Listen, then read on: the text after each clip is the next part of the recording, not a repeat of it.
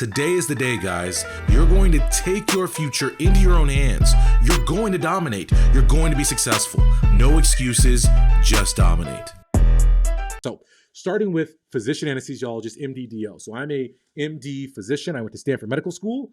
And so the pathway to become a physician anesthesiologist is long, and that's the major drawback to it, is that it's 4 years of undergrad. It's the pre-med pathway, right? And then it's 4 years of medical school, either MD or DO. Either one can become anesthesiologist. And then you have to complete an anesthesiology residency. It's 1 intern year, and then it's followed by 3 years of anesthesia-focused training. And then after that residency training, there's optional fellowships. And one of the other great things about, I love anesthesia, y'all. Can I hype anesthesia enough? If you are pre-med, think about anesthesia. It is amazing. All the fellowships in anesthesia are only 1 year.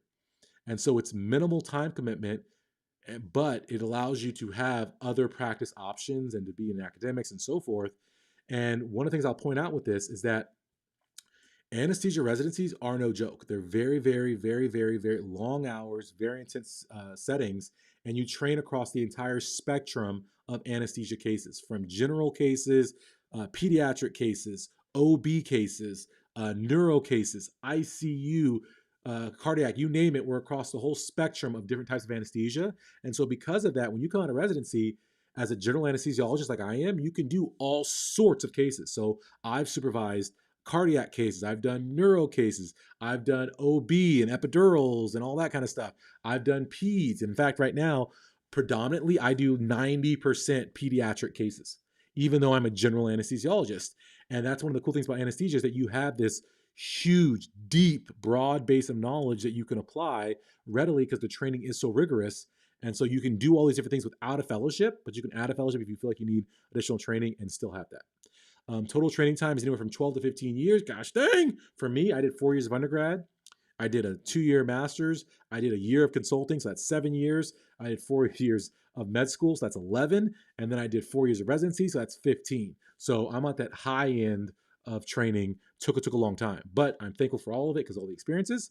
In terms of the scope of practice for physician anesthesiologists, the biggest pro of being a physician anesthesiologist is the autonomy.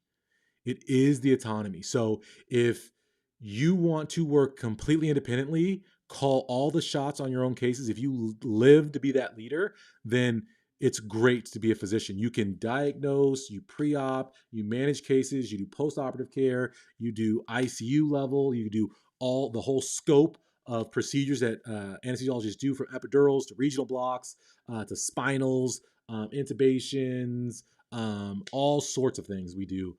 And there's a variety of subspecialties. Like I said, we cover the whole spectrum from general to cardiac, peds, neuro, pain medicine, critical care. We're all the way across the spectrum. In terms of pay, this is the other big pro of physician anesthesiologists, that we get paid the most, right? We spend the most time, we have the most serious cases, and so we get paid the most. And I'll go back for a second and talk about the scope of practice. And this is one of the big delineators from the other two, is that when you talk about doing heart cases, complex heart cases, when you talk about doing complex OB, when you talk about doing very, very small kids, physician anesthesiologists are the ones who do the most complicated cases. It's not debatable. It's one of the biggest separators. Okay, so even when CRNAs are working independently, they're doing ASA1, right? They're doing what we call ASA1, so healthier patients, straightforward cases. The most complex, the sickest patients all go to physician anesthesiologists. Because why? We have a deeper knowledge set. We have a deeper application set because we've had more practice, more reps. And so because of that, we can manage the complex with much more fidelity, and it's safe for patients. So that's the big thing. For salary, because of all this extra expertise we have and all the difficult cases we take on, our salaries are more. According to Medscape from 2 years ago, the average salary range is $450,000 to $470,000. Top earners in anesthesia can earn close to $1 million, but they're working a lot for that money. A lot of call shifts, a lot of malarkey to get to that figure, but you can make very good money, $500,000 to $1 million. And the job market for anesthesia is incredible, guys. I get texts literally every single day saying, hey, anesthesiologist in need, want to come work, locums assignment. I get all the time. The market is booming. And the reason it's booming is, like I said before, is that people are living longer and they're surviving things they didn't used to survive.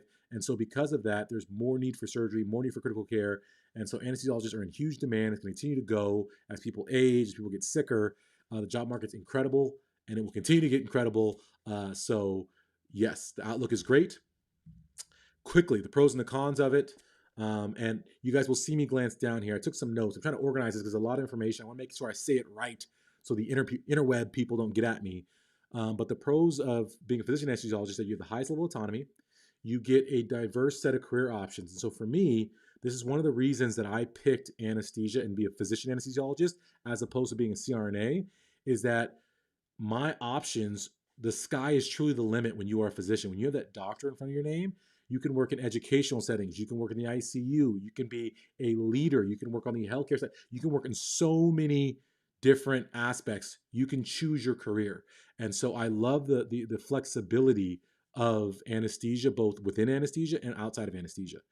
It also has huge flexibility within anesthesia, as I mentioned, because we have the whole spectrum of anesthesia provisions and cases and so forth.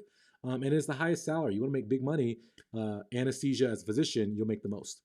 The cons are that it's a super long route and it's very expensive training. So you're going to have huge medical school debt potentially, especially with these loan changes that are going into effect. And it's a long pathway, so you have less career years to earn. And so the money kind of might be, take a bigger hit and a trade-off.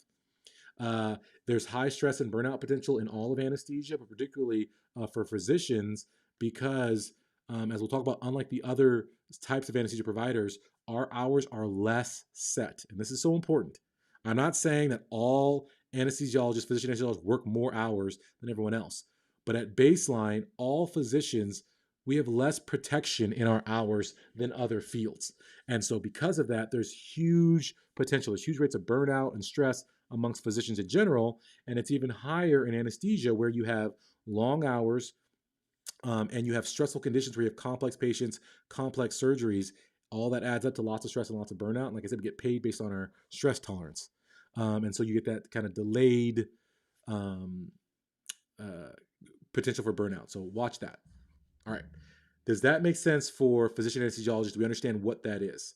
And as we go through each one of these, I'm going to introduce them all, and then I'm going to bring them all back together at the end, and we're going to really compare them head to head. But I think it's important to go into depth on each one of these so we can walk it through and you guys can see what's happening here. If you're with me right now, like the video, comment. Can CRNAs and AAs participate in fellowship programs? Not the same fellowship programs. They can't go through physician fellowship programs, but there are some additional training opportunities for CRNAs and AAs that are being made available to help them beef up their skills. For another episode of the Premed Productivity Podcast. Show your love by smashing the like button and commenting in the box below. Today is the day, guys. No more excuses, no more complaining. You're going to take your future into your own hands. You're going to dominate. You're going to be successful. I challenge you. What are you going to do today to make your life better? Get to my website, premedproductivity.com. Grab a free ebook, sign up for a free webinar, and if you're really ready to transform, enroll in one of my life-changing courses or coaching programs. You have greatness inside you. Let me show you how to unlock it so you can dominate and make your dreams a reality. No excuses, just dominate.